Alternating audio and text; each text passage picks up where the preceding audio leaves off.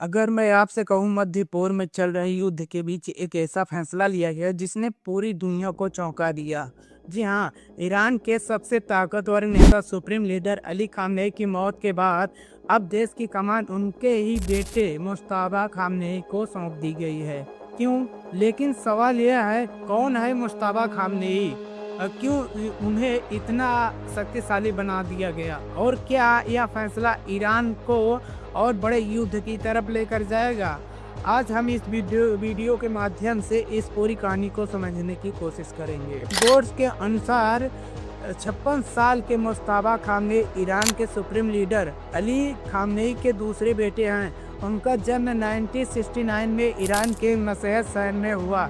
दिलचस्प बात यह है कि उन्होंने कभी चुनाव नहीं लड़ा, ना ही कोई सरकारी पद संभाला, लेकिन इसके बावजूद वह कई सालों से ईरान की सत्ता के सबसे ताकतवर लोगों में माने जाते रहे हैं। यह पूरी कहानी शुरू होती है उस दिन से जब ईरान के सुप्रीम लीडर अली खामेनी की हत्या हो जाती है।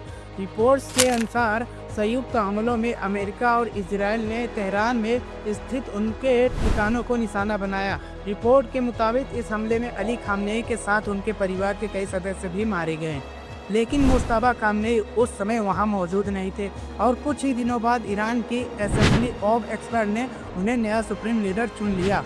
ईरान में सुप्रीम लीडर सीधे जनता द्वारा नहीं चुने जाते। यह फैसला करता 88 सदस्यों का एक धार्मिक समूह जिसे कहा जाता है असेंबली ऑफ एक्सपर्ट। यही संस्था देश के सबसे शक्तिशाली पद सुप्रीम लीडर को चुनती है और इस बार उन्होंने मुश्तबा खामेनी को निर्णायक वोटों से चुना। मुश्तबा खामेनी कई वर्षों से ईरान के सबसे ताकतवर सैन्य संस्था IRGC से जुड़े रहे। कहा जाता है कि उन्होंने इस संगठन के भीतर गहरे राजनीतिक संबंध बनाए। यही कारण है कि ईरान की सत्ता के अंदर उनका प्रभाव बहुत पहले से मौजूद था। मुश्तबा खामेनी का नाम पहली बार बड़े विवाद में 2009 के चुनाव के दौरान आया।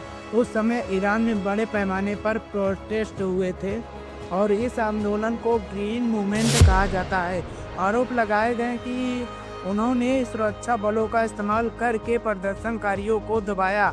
हालांकि इन आरोपों को कभी औपचारिक रूप से साबित नहीं किया गया और कुछ विशेषज्ञों का कहना है कि मुश्तबा खामेनी का सुप्रीम लीडर बनना ईरान के इतिहास में एक बड़ा बदलाव हो सकता है, क्योंकि 1979 की इस्लामिक क्रांति के बाद ईरान ने राजाशाही को खत्म किया था, लेकिन अब एक पिता के बाद बेटे का सत्ता में आना कई लोगों को राजाशाही जैसे व्यवस्था की याद दिलाता है।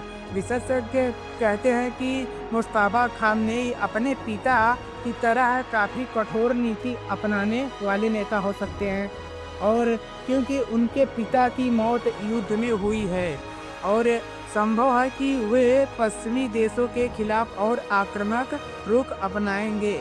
ऐसे में मध्य पूर्व का यह संघर्ष और भी खतरनाक रूप ले सकता है।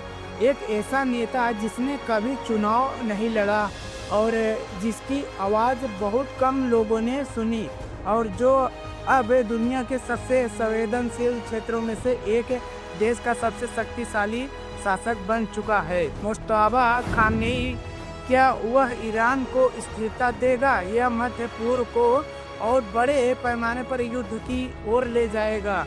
इस सवाल का जवाब आने वाले समय में मिल जाएगा। अगर वीडियो पसंद आया हो तो प्लीज़ वीडियो को लाइक करें। जय हिंद, जय भारत।